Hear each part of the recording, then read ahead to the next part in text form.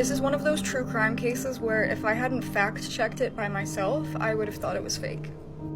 As an adopted child, Steve Carter had always wondered who his biological family was.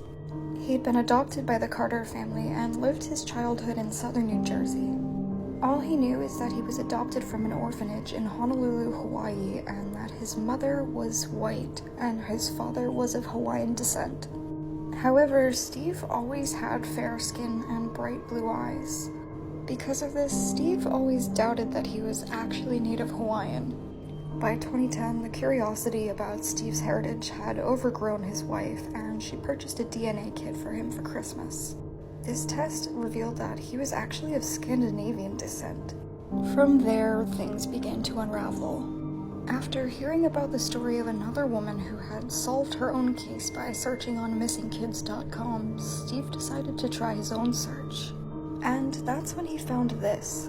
It's an age-progressed composite drawing of a missing child named Marks Panama Moriarty Barnes. He went missing as an infant, but this is what he might have looked like if he were still alive. As soon as he saw this image, Steve knew that this was him. He decided to contact the Honolulu Police Department, and they figured out everything from there.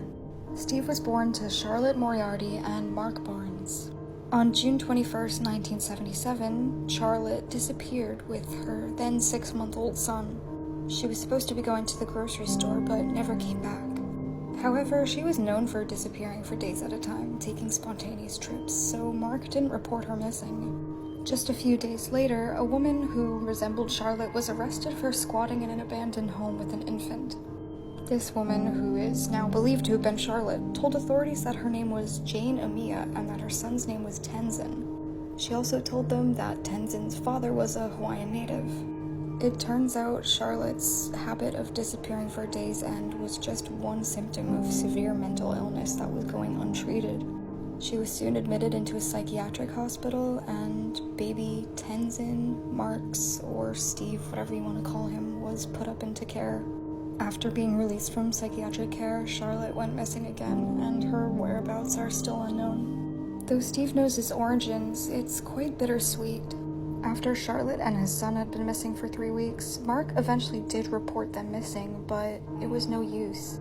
Charlotte had given him a fake name and a fake birthday, so he was quite untraceable until DNA testing proved that Mark's was actually Steve. But Mark and his son were eventually able to reunite after this story made quite some headlines. Because many missing persons cases don't have happy endings, it's nice to hear Mark found his family.